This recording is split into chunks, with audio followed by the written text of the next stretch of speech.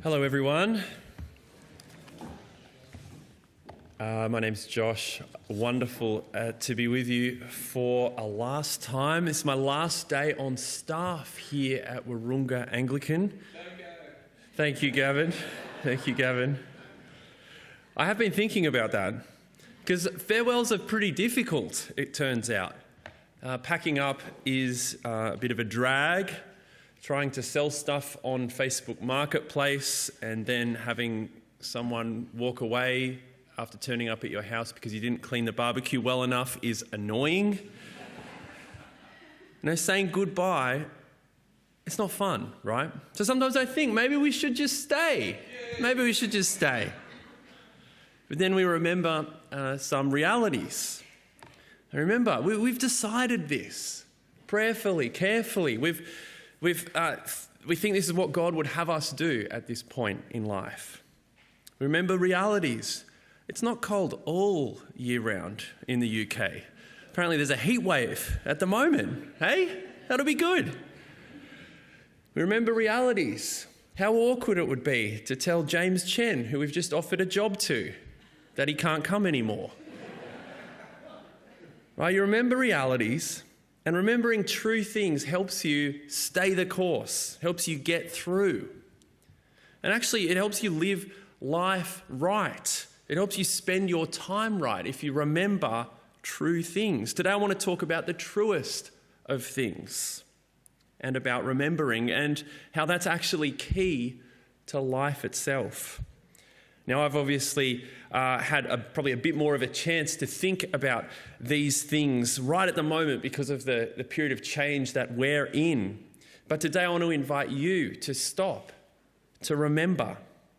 Because remembering reality, remembering God's goodness in the past, that brings hope and certainty for the future. Remembering what God has done for us, truly and really, remembering who we are in Him, that is key for getting through life in whatever season that you're in. And remembering is exactly what Paul is doing here in this passage that we had read from 2 Timothy. At the time he wrote this second letter to Timothy. It's the last letter from Paul that we have. Paul was in prison again, and this time he was pretty sure he was facing execution. So he's writing this letter. He's writing to Timothy, this protege of his, who was at this time the leader in the church in Ephesus, but that had been recently infiltrated by false teachers who had come in and were trying to turn people against him. And so Paul and Timothy are going through difficult times. And so Paul writes to Timothy, he encourages him to remember. It's really on his mind. Words related to remembering appear 4 times at the start in 4 consecutive verses. I constantly remember you in my prayers, recalling your tears. I'm reminded of your sincere faith. I remind you to fan into flame the gift of God. See, remembering is powerful. It connects you with someone else or something else, even though they're not right here in front of you, in the present, in your space. Remembering connects us across space and time. It's like kind of an invisible thread that can reach back into the past or reach across huge distances that joins you to someone in a way that impacts the present. Our God is a remembering God, and He gives us the gift of remembering. Right? And the key thing or person to remember is Jesus Christ and what He did. Because to be connected with Him, that's what remembering does. That's the best and most important thing in all of life.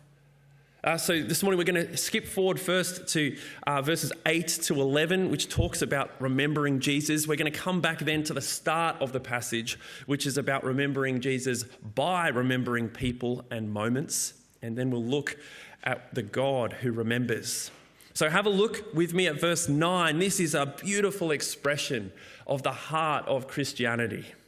It's simple and it's sure. God has saved us and called us to a holy life, not because of anything that we have done, but because of His own purpose and grace. Right, you might have heard that before. You probably have. But remember the features of this wonderful message, right? God has saved us. Whatever challenges you might be going through now, in this moment, wherever in the world you might be in the future, wherever we will be, whatever challenges will come in life in the future, through illness, even death itself, they are nothing ultimately, because he has saved us from death itself. See, in verse 10, Jesus Christ has destroyed death when he rose from the dead and has brought life and immortality to light. Remember that. And remember this, that the life that he gives us is good life. Right now he's called us to holy life, one that's to mirror our holy God. Right? And as we learn to think and be like him, we realize that life like him is good. It's difficult, it's shaped like Jesus' life, but it's good. It's the best kind of life. And remember this, he saves us from our sin, the thing that brings death. See what it says? Not because of anything we've done, but by grace, an undeserved gift. That's the gospel. That's hope. That is glorious. That is wonderful truth. Things based in history, things that really happened in Jesus' life and death and resurrection, things that need to be remembered. And these are things that I've grown more certain of and more grateful for as the years have gone on. It's something that week after week, being part of this church, I have been reminded of again and grown in. I'm so grateful that this is what this church is about. So wherever you're at the moment, if things are really difficult for you at the moment, remember this. This is good news. It brings hope. If things aren't difficult at the moment, remember this. This is the big picture that puts everything else into focus. Helps us see life clearly. It's a little bit like an eye exam. Now, moving to the UK, I thought, well, is there anything I should do in Australia before we leave? What should I get done? And what I thought of getting done was rinsing Medicare, okay? I don't know if you realise this. I think most people know this, but you can get a free eye exam every 3 years on Medicare. Did everyone know that? I didn't know that until like 2 months ago. So anyway, I went to get my first eye exam, and it's a very interesting experience. They put the device across your face, and then it looks all fuzzy for a moment, everything you can't see, and then click, press down the lens, and it comes, and there it is, all of a sudden, all sharp, all resolved. And you're out of pocket for whatever glasses you have to buy. Thankfully, I didn't need to. But you can see clearly, right? That's what you need to live well. Remembering truth does that for life. Remember Jesus. Actively remember him. Shape your life around this truth because, well, that's the thing that makes God's offer to save us effective for us. Faith in Jesus. It's an activity of the heart and the mind that flows out into life. Paul puts it this way in chapter 2. Remember Jesus Christ, raised from the dead, descended from David. You connect yourself with him by remembering him. This is what I want you to get this morning. It's pretty simple, but it's vital and it's so good. Keep remembering him. The alternative, of course, is to forget. Or in the words of this passage in verses 8 and 12, to be ashamed. Right? You can see why the gospel, the news about Jesus, might be a source of shame. If you think to Timothy's context, a Jewish man who claimed to be the Messiah, then crucified by the guys who were in charge, the Romans, seemed like foolishness in the eyes of the world. In fact, here's an example from just after Timothy's time. This is called the Alexamenos Graffito, probably from around 200 AD, found in Rome. And on the left, you've got sort of the original carving. You can't really see that, but that's what it was. And then it's kind of traced out for you on the right. And you can see sort of a young man, it looks like he's kind of worshipping a crucified donkey-headed figure, right? And the ancient Greek inscription approximately translates to Alexamenos worships his God. All right, so this is kind of graffiti that appears really to mock a Christian named Alexamenos right back then. Remembering Jesus was shameful back then, and it is now as well. You can see why it's a source of shame in our context. A God for whom it's claimed there is no proof, people say, or he's irrelevant. It's foolish to believe in God. It's a waste of time to go to church. A crucified Lord who is exclusive rather than tolerant, who calls us out in ourselves and says, you need help. You're all sinful. It's not an attractive message in the eyes of the world. There's shame associated with Jesus. He doesn't seem strong. And so we face a choice, as Timothy did, as Paul did, as Alexamenos did when he read that graffiti on his way to work or wherever he was going, to be ashamed or to not be ashamed. First, you could choose to be ashamed, to forget Jesus in front of other people. What would that look like? I think it could look like two different things. You could forget completely and just say, I don't follow Jesus. Forget about him. You could cut that thread completely, forget about what he says and live a life without regard for his words. Or you could do it more subtly. You could distort the memory of Jesus, change the content of the gospel to make it perhaps more palatable, cut corners. Or on the other hand, remembering Jesus in front of other people. And the thing is, that brings with it suffering. In verses 8 and verse 12, not being ashamed is associated with suffering. Right? Standing up for something that others think is shameful results in suffering. You're kind of implicated in the shame. The challenge not to be ashamed of the gospel of Jesus is the most important challenge that you'll face, the most important challenge we'll face on the other side of the world.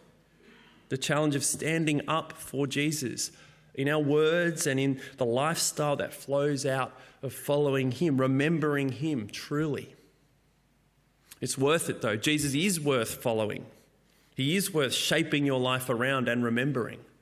He's worthy of not being ashamed of. As the psalm said that we read in verse 3, no one who hopes in you will ever be put to shame. It's a difficult thing though.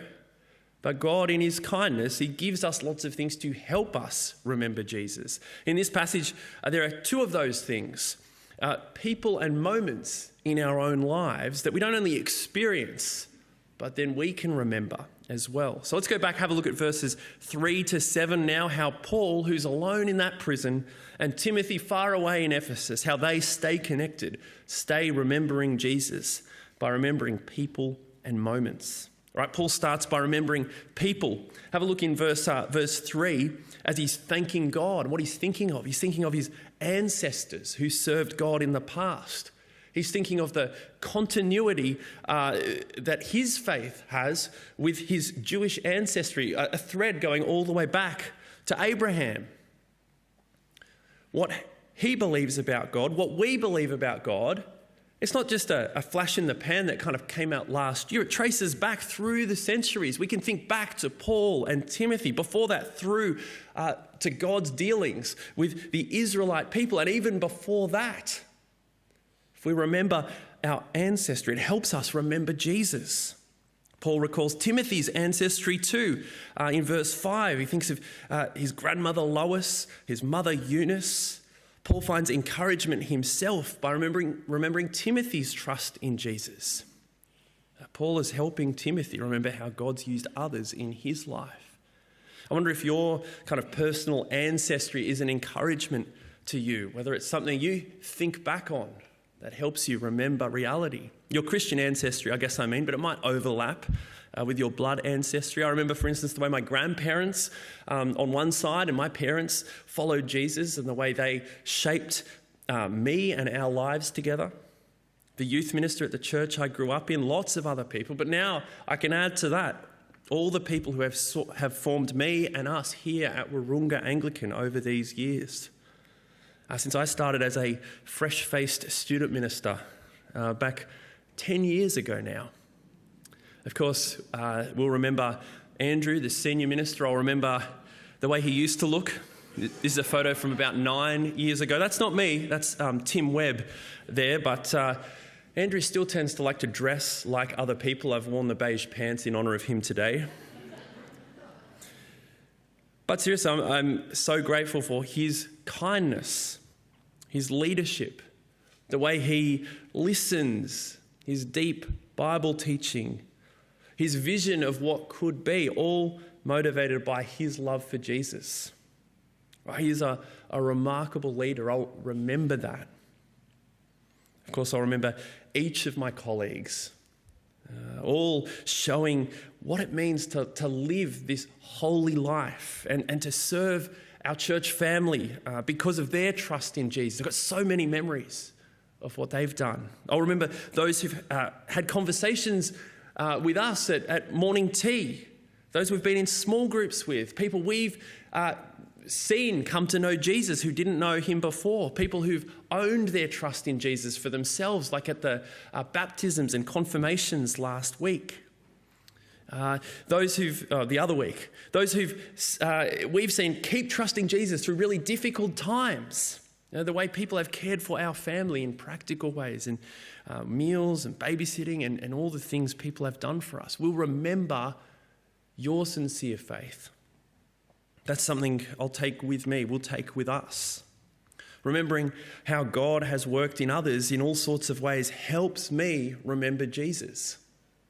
It's a gift. It's to help you as well. You might not have reflected on this as much as I have lately, but perhaps today is a chance to think, who has it been for you? Remembering is a gift that God gives us. But there's more to it than just sort of recalling what happened. Paul remembers Timothy in prayer as well. He thanks God for Timothy and he prays for him. Did you see that? Each of Paul's regular prayer times, day and night, Timothy featured. So how does Paul maintain this relationship with Timothy while he's in prison? How does he have an impact for good on Timothy's life? He prays for him. As we move to the UK, to Newcastle upon Tyne, as we begin at a church there, we would love to be remembered in your prayers. And we intend to remember Wahroonga Anglican, remember you in our prayers. Isn't this amazing? Even if we don't see each other again in this life, we can still do good for each other by praying to the God who we know answers prayers. And unlike Paul and Timothy, we've got email. So that makes things easier, doesn't it? We're actually doing a little newsletter if you want to get updates from us. The link's in the email that comes out weekly from the church. But we would value your prayers and we long to keep praying for you as well. This first aspect of this gift of remembering that God gives us to help us continue is to remember people, who you came from in your Christian life. The second thing he gives us is moments to remember. Paul remembers moments. He remembers the tears that Timothy shed in verse 4. He's probably referring to their most recent kind of parting as Paul continued through Ephesus to Macedonia. Tears of loss at parting company. Paul recalls Timothy's sincere faith in verse 5, evident to Paul through their years of friendship and ministry together. Through Timothy's hard work at Thessalonica, Corinth and Philippi, through their collaboration on 6 letters together to the early churches, this precious partnership that they did together. And Paul recalls Timothy's commissioning, verse 6, as Paul laid his hands on Timothy to affirm him publicly for ministry. He remembers key moments of ministry together. I wonder if you can recall significant moments like that. If you're not a Christian yet, perhaps moments on your journey towards God. I mean, you're at church here today, that'll be one of them. But if you are a Christian, do you remember when you became a Christian? Do you remember what that was like? Do you remember who the people were who were praying for you? Perhaps you've got memories of a particular Christian event you were part of, or a trip, or a service project with other people, other brothers and sisters. I'm sure you'll remember some things like what I remember, praying with people at church family prayer, or being part of a team to do something we've done together here at church. Most recently, I'm just thinking of the kids' activity day we had, serving with people of lots of different types of skills. Perhaps you can think of a day just serving on a regular ministry, or the Sunday by Sunday serving here with dear brothers and sisters. I remember the early days of Vine Youth Group when the hall was still unrenovated and the games were perhaps not very well designed. I remember the days of Sunday morning youth there on the right over at Pruill in their chapel where we used to meet. And I remember how that has now grown under Tamar and Matt's leadership. I think we've got a picture of Vine just from last year. Remember the ministry I've done together with the youth team. And I think I'll remember this moment today, right, the 17th of August, 2025, gathered together because of Jesus, dear brothers and sisters, singing together, praying together, hearing God together. I'll remember this day, and in fact, I want to remember it so much that if you don't mind, I'm just going to take a little selfie with us, if you don't mind. If you don't want to be in it, just hide your face or duck or something. Jason's just got his glasses off. He's looking great. All right, let's see if I can get everyone in the top tiers as well. Whoop, I'll do two. Give us a wave. Lovely. Thank you for that. That's going to help me remember. See, moments of ministry together are special. Right, for Paul, in the challenges he's facing in prison near death, he treasures these memories, doesn't he, of ministry with Timothy. He treasures what's happened in the past. And Paul wants Timothy to treasure those memories too, to keep him going, to keep him remembering Jesus. It's not always easy to keep remembering Jesus. But here's the beautiful thing. Even when we're tempted to forget, even when our minds perhaps mean we can't remember anymore, we are remembered by God. Now here's the final point of enormous hope in this passage. God remembers, right? He remembers his promises. At the start of the passage, Paul thinks of his ancestors, our ancestors too, those like Abraham, Isaac, and Jacob, those who God made promises to fix the world, to give mercy to all who call upon him. In fact, God had already planned to give grace to us way back before the beginning of time in verse 9. God remembers back that far to before time began. Paul knows the God who remembers and the God who acts on what he remembers. Have a look at verse 12. Paul says he knows who he has believed. Not only that he knows he is able to guard what I have entrusted to him until that day. And the thing Paul's entrusted to God, I think, is his life. He knows that since he has entrusted his very self to God, whatever challenges face him, whatever comes his way in life, he is safe. It's like that last verse that we read in Psalm 25. According to your love, remember me, for you, Lord, are good. God remembers. He remembers those who trust him.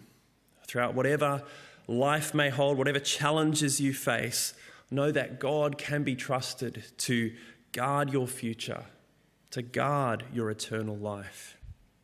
That's what I want to leave you with. Remembering is important. Remembering precious times that we have spent with other Christians, with each other. Remembering each other in prayer.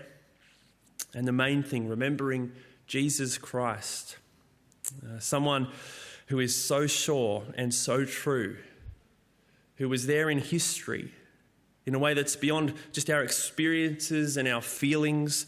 It's the unchangeable action of God that actually happened. It's the truth about Jesus. Remembering him, trusting him, connects us to him and brings us the wonderful hope of life and immortality. Remember Jesus. Let's pray.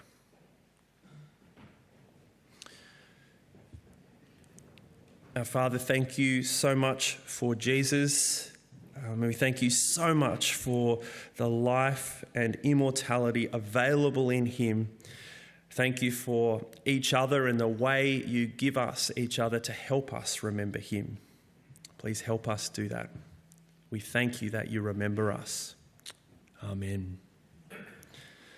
Well, it says in that passage, it's not because of anything we've done, but because of his own purpose and grace that we're saved. That's what this song is about. So let's stand, let's sing.